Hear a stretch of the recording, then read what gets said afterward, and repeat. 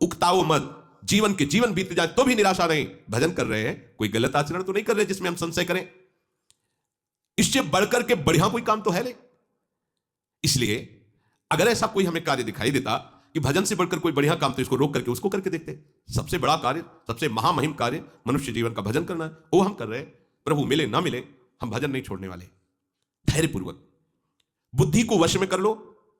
इस बात के लिए तुम्हें कभी वो विचलित न करे कि मुझे शांति नहीं मिली, आनंद नहीं मिला, भगवत साक्षात्कार नहीं हुआ, दिव्य स्वप्न नहीं आते, दिव्य महापुरुषों का संभाषण नहीं मिला, अभी हमें लीला दर्शन नहीं हुआ। बिल्कुल आप शांत रहिए, ये आगे से आगे आपको मिलता। और आपको एक आंतरिक बात बता दें, परमार्थ में प्रभु इसलिए आपको आपके सद्गुणों का अनुभव नहीं होने देते कि आपको अहंकार आ जाएगा। जैसे जैसे सद्भावना भजन बढ़ता है, वैसे वैसे अपने में हे भाव आता है, मैं कितना नीच हूं, जैसे भजन करना चाहिए वैसा भजन नहीं होता। यह प्रभु की कृपा होती है कि अपने में अहंकार ना कर दैन्यता आए, और भजन जितना बढ़ाओगे उतने भजन की भूख बढ़ती चली जाएगी। कभी आपको ऐसा नहीं आएगा कि मैं बहुत भजन करता हूं। जब आपको बात आएगी तो हृदय से आएगा कि जैसा भजन होना चाहिए वैसा नहीं होता। यह सच्चे भजनानंदी का लक्षण है। उसका हृदय बोलेगा चल रहा है, बस एक क्रिया मात्र चल रही, जैसा होना चाहिए वैसा नहीं हो रहा, क्योंकि उसके सामने वो महापुरुष हैं जो प्रेम रस में डूबे हुए हैं, देख रहा है उनकी स्थिति को, तो उसको अपनी स्थिति बहुत लघु लग रही है। प्रभु अहंकार अपने जनों में नहीं आने देते। संसार का महत्व हट रहा है, प्रभु का भजन बढ़ रहा है, यही हमारा परम लाभ है, परम सिद्धि है। तो शनै शनै रूपर में तो धीरे धीरे तुम विषयों को छोड़ो। शनै शनै क्यों कह रहे? जैसे सेवक जी कह रहे सहित सहित बाढ़े भगति। आज से एकदम ये नहीं ये नहीं ये नहीं ये नहीं, 1 2 3 4 दिन 5 दिन फिर उसी में गिरोगे, ऐसे नहीं। एक एक विषय को समझते जाओ धीरे धीरे, और जो छोड़ते जाओ उसे दोबारा पकड़ो मत। जैसे क्रमशः धीरे धीरे। आपको बाजार का नहीं पाना, लंबा समय 1 वर्ष का दिया, मतलब गया, इस जीवन में दोबारा नहीं पाना है, गया। यह हम उन उपासकों को कह रहे हैं जिन्होंने भगवत प्राप्ति का दृढ़ निश्चय करना है या कर चुके हैं, जो सीधे लक्ष्य बना चुके हैं इसी जन्म में भगवत प्राप्ति। अब आपको 2 टाइम ही केवल भोजन करना है, एक 11 से 12 के बीच में, और एक 8 से 9 के बीच में, बस। फिर नहीं लेना, कुछ नहीं लेना। यह रसेंद्री का संयम प्रारंभ हुआ। महापुरुषों से सुना है कि आपकी और इंद्रियां सब वश में हो, रसेंद्री वश में ना हो तो आप जितेंद्री नहीं माने जाओगे। अगर रसेंद्री वश में तो स्वाभाविक सारी इंद्रियां अपने आप वश में हो जाएंगी। वनवासी को रसेंद्री पर विशेष अधिकार कर लेना चाहिए। हम लोग रसेंद्री को एकदम छूट दे देते हैं और सोचते हैं अन्य इंद्रियों पर हम अपना शासन कर लेंगे। असंभव। मूल है रसेंद्री, रसेंद्री को सुधार लो, सब ठीक हो जाएगा। इसी से सब है। तो रसेंद्री सुधारने के लिए जैसे जैसे आपके कदम बढ़ रहे, जैसे जैसे महापुरुषों के द्वारा सिद्धांत हमारे सामने आते जा रहे हैं, जो जो कदम बढ़ाते जाएं, बिल्कुल आगे आप बढ़ाइए, पीछे मत हटाइए। कोई भी परेशानी है, 1 हफ्ता 10 दिन, बस औषधियों के द्वारा उसे क्रॉस कीजिए, उस समय को खत्म। फिर इसके बाद आपको वो, अगर आप कमजोर हैं तो फिर आप बार बार गिरेंगे, फिर बात नहीं बनेगी। एक बार आपने शासन किया इंद्री पर, बस चढ़ते चले जाओ। दुश्मन को सांस लेने का अवसर मत दो। देखो, वही धोखा खाता है जो अपने शत्रु पर दया करके बख्श देता है। चतुर शासक शत्रु को बख्शता नहीं है। जो इंद्रियां हमें अनंत जन्मों से हमारे प्रीतम से विमुख रखकर हमारा नाश करती रही हैं, आज गुरु कृपा से उन पर शासन करने का हमें अवसर मिला है। दुश्मन नीचे दब चुका है, आप ऊपर से उसको छोड़िएगा नहीं, आप चढ़े बैठे रहिए जब तक उसकी दम ना निकल जाए, फिर बात हो जाए। उसकी दम निकल गई तो अब हमारी दम रहेगी। अब हम अपनी दम से चलेंगे प्रभु की तरफ। इंद्रियों की दम निकल जाना, मन की दम निकल जाना, विषयों के प्रति आकर्षण नष्ट हो जाना, मन मरा अर्थात विषयों की स्फुरणा ही बंद हो गई। ये करना ही है, ये नहीं कि बस अब कुछ दिन की और बात है फिर नहीं। अब ये जन्म के जितने भी हमारे अंदर दोष हैं, झूठ ढूंढ करके उनको शनै शनै रूपर में बुद्धिया धृति ग्रहीतया, बड़े धैर्य पूर्वक धीरे धीरे कदम बढ़ाओ। जो छोड़ते जाओ, दोबारा उधर मत देखो। जितने कम से काम चलने लगे बहुत अच्छा है। हर समय भजन परायण रहो। ये विषयों के सेवन से कोई शांति नहीं मिलती। जल्दीबाजी विषय त्याग के लिए भी ना करें। देखो, ये बहुत सोधी हुई बात भगवान कह रहे, आज से ये बंद, आज से ये बंद, आज से नहीं बंद कर पाओगे। धीरे धीरे एक चीज छोड़ो, 2-4 महीने आराम से रहो, फिर धीरे से छोड़ो, फिर धीरे से छोड़ो। नाम को पकड़े रहो, आप धीरे धीरे एकदम निर्विकार हो जाएंगे। एकदम सब पूरी लाइन काट दी तो सब पूरी लाइन चलने लगेगी और बढ़ के चलने लगेगी।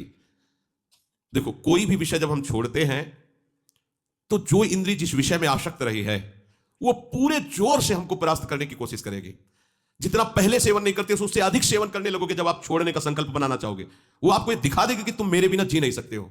अब आपको दिखाना है कि मैं तुम्हारे को मार के रहूंगा। धीरे धीरे धीरे धीरे कदम बढ़ाते हो जाओ। उसको ये समझने ना दो कि हम इसे छोड़ने वाले हैं। धीरे, और एकदम नहीं छोड़ा जाता। धीरे धीरे छोड़ते छोड़ते ऐसी ऊंचाई पर पहुंचे, बस राधे श्याम। जहां छूटा तो दोबारा नहीं स्वीकार करना, ध्यान रख। धीरे धीरे भगवान कह रहे शनै शनै रूपर में बुद्धिया धृति ग्रहीतया, धीरे धीरे उपेक्षा करते हुए। ठान लिया है कि अब इसे नहीं खाना है, पर खाएंगे। धीरे धीरे उसको छोड़ेंगे। एक को जिस दिन छोड़ पाए फिर उसके बाद जब मर जाऊं उसे खाएंगे नहीं, ये नियम लेना चाहिए। धीरे धीरे जिस विषय का त्याग किया उससे मुक्त हो गए। हमें पूरे जगत से मुक्त होना है, पूरे जीवन मुक्त होना है, तो धीरे धीरे जिस विषय की आवश्यकता नहीं थी प्रभु ने छुड़वा दिया। अनावश्यक वस्तुएं जो आवश्यक है, रोटी दाल पानी हवा, ये हमें सब मिल रही शरीर पोषण के लिए। धीरे धीरे विषयों की उपेक्षा करते हुए उदासीन हो जाए और फिर एकदम उपराम हो जाए, उसका चिंतन नहीं छोड़ दे। देखो चिंतन तब छूट जाएगा जब आपको यह कि अब कोई व्यवस्था उसकी बनने ही वाली नहीं है। कामनाओं का त्याग करने के लिए तुम उत्साहित रहो। हम काय के लिए उत्साहित रहते? कामनाओं के द्वारा भोग भोगने के लिए। और परमार्थ क्या कह रहा है? कामनाओं के त्याग के लिए तुम उत्साहित रहो, मन से इंद्रिय समूह का संयमन करते रहो।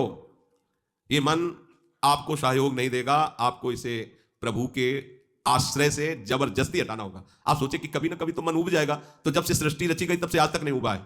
गोस्वामी जी कह रहे, मेरो मन हरिजू हठ न तजय, निशि दिन नाथ देव सिख बहु विधि, करत स्वभाव निजय, मेरो मन हरिजू हठ न तजय।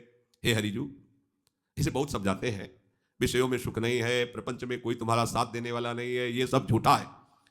निशिदिन नाथ देव सिख बहुविधि, भरत इसका स्वभाव बड़ा चंचल और विषयों की तरफ जाने का है, ये मानता नहीं, बड़ा हठी स्वभाव का है। उन्हीं विषयों पर जा रहा है जिन पर हम मना कर रहे हैं। शास्त्र की बातें सामने रख करके इसको सिखा रहे हैं, इसको बहुत समझा रहे हैं कि देखो अनंत जन्मों में भोगते रहे, कोई सुख नहीं, अब हरि शरण में आ जाओ। नहीं समझ रहा, थोड़ी देर के लिए तो समझता है, ऐसा नहीं कि बिल्कुल नहीं समझ रहा है। कैसे थोड़ी देर के लिए? बोले ज्यों जुवती अनुभवती प्रसो, अति दारुण दुख उपजय, हुए अनुकूल विषारी सूल सठ, पुनिखल पति भजय, मेरो मन हरिजू हठ न तजय। जब युवती गर्भवती होती है, प्रसव का समय आता है, तो भयानक पीड़ा होती है। उस पीड़ा के समय वो निश्चय करती है कि आप पति का संग नहीं करूंगी, ये बड़ा कष्टदायी है। फिर समय आता है वो भूल जाती है। बस ऐसे ही जब मन फंसता है, पिटाई होती है इसकी, तब कहता है कभी गलती नहीं, एक बार क्षमा कर दो, और जहां फिर समय मिला फिर वही चला जाता है। वही अनुकूल विषारी सूल सट पुनि कल पति ही भजय। हे नाथ, इसे बहुत जगह ठोकरें मिलती है, लाते खाता है, पर वापस आने की सोचता ही नहीं। बड़ा विचित्र मन है। कह रहे इसे बहुत समझा रहा हूं, ये बड़ा विचित्र मन है। ये 100 जूता खाएगा फिर भी वहीं जाकर के बैठेगा, पैर छूने की कोशिश करेगा कि मुझे बैठे रहने दीजिए उन्हीं विषय द्वारों पर। लोलुप भ्रम ग्रह पशु ज्यो जहां तहां, सिर पद त्राण बजय। पदत्राण जूता को कहते हैं, सिर पद त्राण बजय। जूते का प्रहार खोपड़ी में खाकर फिर भी 100 जूता खाए, तमाशा घुस के देखा जाए। गांव की कहावत में ये मन की दशा ऐसी है। ये विषय लोलुप मन बार बार, आप देखो 5 मिनट के अपराध में पूरे जीवन के लिए सजा हो जाती है। 5 मिनट के मन के अधीन होने पर ऐसी क्रिया बन जाती है जिसका परिणाम होता है पूरे जीवन की आजीवन कारावास। सोचो 5 मिनट हम नहीं संभाल पाए तो आजीवन हमको दंड भोगना पड़ा। और अगर यह जन्म नहीं संभाल पाए तो हमें कितना बड़ा दंड मिलेगा। आप यही की बात समझना। अच्छा, आपको लगता है कि हमारी कोई बात जान नहीं रहा, हमें तो कोई सजा नहीं मिली, हम तो यहां स्थूल कानून है। एक सूक्ष्म अदालत है जिसमें किसी गवाही की जरूरत नहीं है, किसी रिपोर्ट की जरूरत नहीं है, किसी भी वकील की जरूरत नहीं है। बिना वकील के, बिना गवाही के, बिना किसी कानून के अपने आप वो आपको सिस्टम पहुंचा देगा उसी दंड पर। एक 5 मिनट की गलती जीवन की खुली तो आजीवन कारावास, और आजीवन पूरा तुमने बर्बाद किया भगवत विमुख होकर, तो इसका दंड यमपुरी में मिलेगा। ये कल्पों में मिलता है, कल्पों में। बोले 5 मिनट की गलती के कारण तुम्हें आजीवन कारावास, और पूरे जीवन भगवत विमुख रहकर गंदे आचरण करते रहे, कोई नहीं जाना, माना, निकल गए यहां से तो निकल गए, लेकिन वो सूक्ष्म अदालत जो यमपुरी है वहां तुम्हें कल्पों की सजा होती है। वहां ये तुम्हें लगता होगा कल्पों की कैसे? ऐसे ही जैसे 5 मिनट के गंदे आचरण का फल आजीवन कारावास, ऐसे ही पूरा जीवन तुम्हें भगवत भजन के लिए दिया गया था, अपने उद्धार के लिए दिया गया था, और तुमने मनमानी धर्म विरुद्ध आचरण किए, तो फिर धर्मराज जो भगवान के परम महाभागवत भक्त हैं वो फिर इसका निर्णय करते। 1 सेकंड में करोड़ों जीवों का निर्णय हो जाता है। 1 सेकंड में करोड़ों जीवों का। वो ऐसी थोड़ी सरकार कि वहां कंप्यूटर चलाना पड़े, नहीं, हाँ भाई वकील तुम बोलो, वो बोलो, नहीं, वहां तो 1 सेकंड में करोड़ों जीवों का हिसाब होता है। पूरी सृष्टि का न्यायालय है वो, पूरी सृष्टि का, और लगातार चलता ही रहता है वहां। और वहां मरना है नहीं, वहां केवल दंड ही दंड है, भोगना ही भोगना है, सांस लेने का भी सुख नहीं है। भयभीत हो जाओ जैसी हित हित सजनी स्वरूपा महाप्रभु ने ये कहा, बहुत बड़ी बात कह दी। प्रिया प्रीतम के सुख का वर्णन करने वाले महापुरुष थोड़ा सा संकेत, जय सीत हरिवंश नर्क गति दुर्बर। नहीं मानता ये मन। बहुत ठंडा लगता है बाबू, बहुत ठंडा। हम अपनी इंद्रियों की गंदगी ये साफ करें जो इंद्रियां बार बार गंदे विषयों की तरफ जा रहे हैं, और इसकी सफाई के लिए समर्थ है नाम। नाम, निरंतर नाम, भूलिए मत, घाटा मत कीजिए। ये परम धन है, सच्चिदानंद में, त्रिकाल में भी, महाप्रलय में इस नाम का नाश नहीं होता। ये सुरक्षित रहेगा, आप जहां भी होगे आपके पास रहेगा, ये आपकी सुरक्षा करेगा, आपको सुख प्रदान करेगा। ये आपका बल है, ये नाम ही बल है। वो बड़े अभागी हैं जो इस बल को न रखकर और बल को रखते हैं। अपबल, तपबल और बाहुबल, चौथो बल है दाम। सूर किशोर कृपाते सब बल हारे को हरिनाम, ये है सब बल। पर जो इधर से हार गया है जगत की तरफ से, थक गए प्रभु, मेरे नेत्र, मेरे हाथ, मेरे पैर, मेरी बुद्धि, मेरा बल, सबने साथ छोड़ दिया, तब ये नाम का बल पकड़ा जाता है। अभी आप थोड़े बारे कोई ना कोई बल का आश्रय लिया, इसलिए नाम को भूल जाते नहीं। कैसे भूल सकते हैं? महाबल नाम है, तत्काल रक्षा करता है, सर्व सामर्थ्यशाली है। अपने लोग इतनी महामहिम नाम की महिमा सुनकर के भी प्रीति नहीं कर पा रहे, दुर्भाग्य नहीं तो और क्या है। नाम को छोड़कर और कुछ बोलते हैं, और कुछ सोचते हैं, और कुछ चिंतन करते हैं, राग द्वेष का चिंतन करते हैं, भोगों का चिंतन करते हैं। अभी मूढ़ता छोड़ नहीं पा रही, हमारी बुद्धि इस मूढ़ता को नहीं छोड़ पा रही। तो भगवान करे छोड़ो, श्री भगवान करे बुद्धि में ऐसा धैर्य रखो, धीरे धीरे इन विषयों को छोड़ते चले जाओ, इनसे उपराम होते चले जाओ। एकमात्र अपने आराध्य देव युगल सरकार में सम्यक रूप से बुद्धि की स्थापना कर दो। धीरे धीरे विषय छोड़ने की बात कही गई। एकदम उकताया हुआ, आज छोड़ा, 10 दिन बाद फिर उसी में गिर गए, ऐसा नहीं। क्रम से धीरे धीरे जितना पैर आगे बढ़ाओ, फिर पीछे मत हटाओ। जो छूटा उसे दोबारा सेवन मत करो, वो हमारा जीवन नहीं है। उसके बिना हमारा जीवन चल जाएगा, लेकिन प्रभु के बिना हमारा जीवन नहीं चलेगा। संसारी आदमी का जीवन प्रभु के बिना चल रहा है, ऐसा अनुभव में आता है उसको। रुपया नहीं तो जीवन नहीं, रिश्ते नाते स्नेह संबंधी नहीं तो हमारा जीवन नहीं, भोग सामग्री नहीं तो जीवन नहीं, तो फिर क्या आत्महत्या कर ले? यही हो रहा है। लेकिन वास्तविक बात है, प्रभु नहीं तो हमारा जीवन नहीं, उन्हीं से हमारा जीवन। जब ये समझ जाओगे तो ये बात नहीं आएगी कि मैं अपने शरीर को नष्ट कर दूं। आपका हृदय किसी भी परिस्थिति, किसी भी समस्या में हो, आनंदित रहेगा, क्योंकि आपके जीवन धन आपके साथ है। और वो जीवन धन कौन है? जो अनंत ब्रह्मांडों के स्वामी। तो कमी क्या? फिर क्या कमी? फिर उदासता कैसी रहेगी? फिर निराशा कैसी रहेगी? समझो इस बात को। बुद्धिया धृत ग्रहीतया, उपासक जब साधना करता है, उपासना करता है, तो उसको काम क्रोध की ऐसी चोट लगती है कि घबराता है, उकताहट पैदा होती है, जल्दी भगवत साक्षात्कार हो जाए, झंझट खत्म हो। क्योंकि आसपास से उसको इतना ताप लगता है विकारों का कि वो सोच ही लेता जल्दी से भगवत प्राप्ति हो। हाँ, अभी 3 दिन हुए, नहीं हुई, पता नहीं इस मंत्र में ताकत है कि नहीं है, इस साधना में है कि, छोड़ो, दूसरी पकड़ो, तीसरी पकड़ो। नहीं नहीं, ऐसे नहीं चला जाता परमार्थ में। ये भगवत मार्ग है, धैर्यपूर्वक चला जाता है। बुद्धिया धृति ग्रहीतया, कभी भी इस मार्ग में निराशा हमें लानी ही नहीं है। बहुत ध्यान से सुनना। भजन करते समय, ध्यान करते समय, भगवत आराधना करते समय हमारे हृदय में ये मायाजनित प्रेरणा आएगी। देखो ना, इतने दिन करते हुए तुम्हें क्या लाभ मिला, वो आपको इधर से हटाएगी। ये माया का क्षेत्र है। ये जो विचार आ रहे हैं, इतने दिन हो गए तुम्हें भजन करते, ब्रह्मचर्य रहते, तुम्हें साधन करते, क्या मिला? देखो ना इन लोगों को, कितने आनंदित है, विषयों में खेल रहे हैं, जो चाहे वो भोग रहे हैं, जो चाहे वो खा रहे हैं, कितनी मौज मस्ती है। और इतने दिनों से हम ये संयम, ये संयम, ये संयम, मिला क्या यार? जिंदगी तो वैसे ही जलते हुए जा रही। ये प्रेरणा करेगी माया, ये भ्रम पैदा करेगी। अभी भगवत प्राप्ति तो हुई नहीं, कोई आनंद तो आया नहीं, आगे क्या होगा जब इतने दिनों से नहीं आया है? इस बात को लेकर साधक को माया अपने में आकर्षित करती है। देखो उधर नहीं मिला ना, इधर तुरंत देंगे, ये भोग लो, ये देख लो, ये सूंघ लो, ये खा लो, ये पी लो। और साधक भूल कर बैठता है, कर बैठता है।